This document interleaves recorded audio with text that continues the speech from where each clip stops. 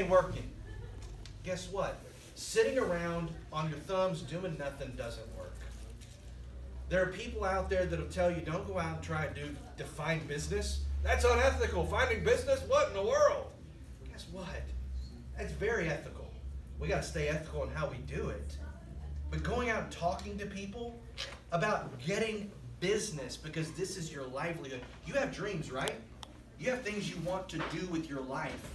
Guess what? To be able to do those, you have to get out there. But the question is, are you hungry? I mean, are you hungry to eat what you never thought you would eat? Some of you in here said, I ain't eating those. I get it. I ain't ever eaten sardines either. I don't ever want to eat sardines. But I guarantee if I was hungry enough, I would hold my nose. I would pretend these delicious sardines were strawberries. And I would close my eyes and I would say, I love these sardines. I love me some sardines. Oh, I love me some sardines. I would pretend I wouldn't care because I would sit there. If you're starving and you're hungry, you would do anything that you could to go out and find just a tiny morsel of food so you could get it inside your belly because it's what you need. It's what you have to have.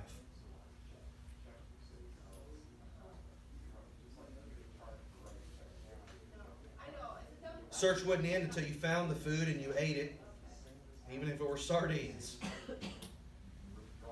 So I asked this morning, are you hungry enough to search for your real estate food? Are you hungry enough? There's food out there. Sometimes we don't like the way we have to go get the food. Again, we're keeping ethical here. There's real estate food that's hard to choke down. But that may be the food that's necessary for you to rise above average. And you don't want to be average. We're going to talk about that here in just a little bit. What I ask you, though, is this. Are you hungry? Are you hungry?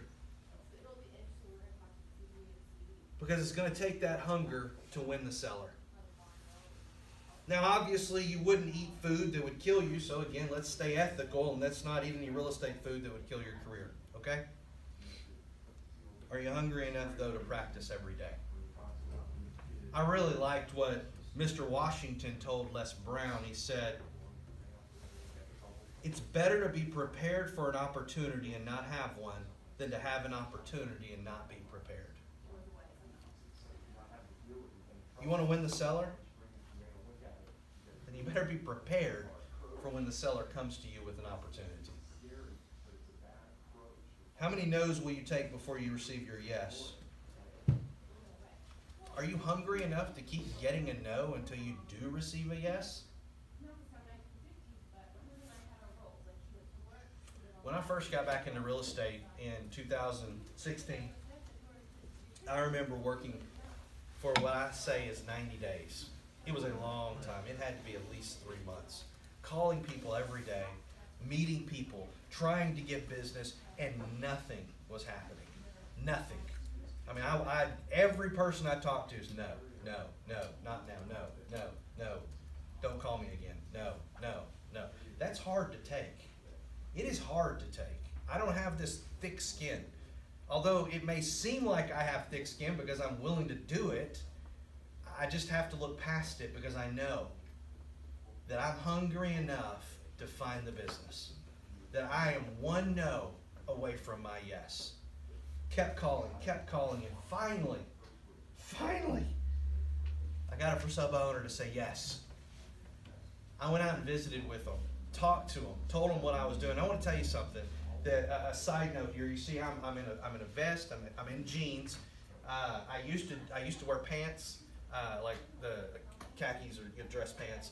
I've decided that jeans are okay, but I still wear this. And the reason I do this is because I want to dress for the success that I want.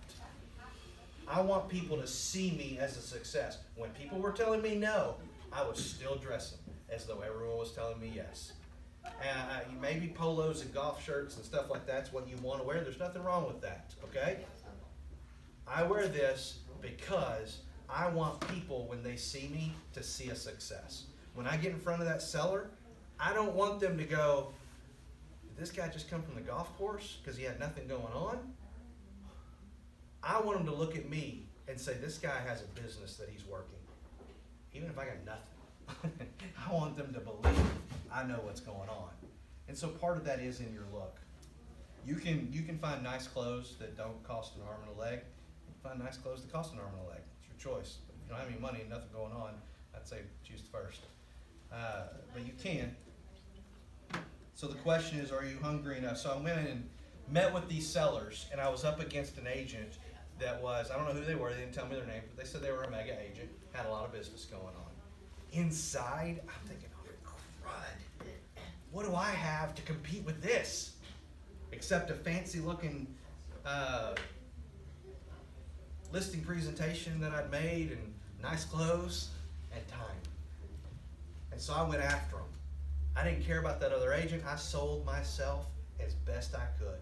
They came to me in the end, they said, we're going to list with you over the other agent.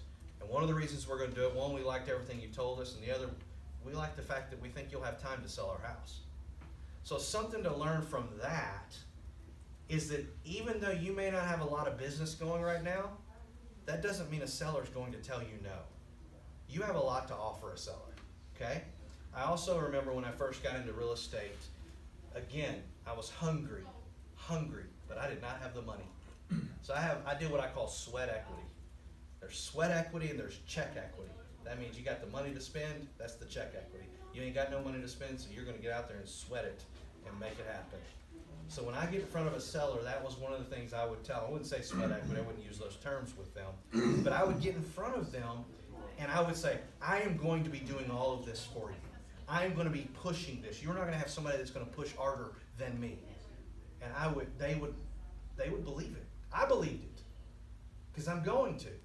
And now as we've been closing things, we've been adding some check equity to the things because I want to do both. I want to tell you, there's never going to be a day that I am not going to be making contacts with people, be it calling, knocking on doors, visiting people at different events. There's not a time that I won't be doing that. It may adjust, it may change, it may, but that is what we're in the business of doing. You must have leads or you do not exist in real estate. More into that here in a second. Are you hungry enough to speak to that next person after you get no, after no, after no, after no? Are you hungry enough to keep after your dream when someone's nasty to you? Are you hungry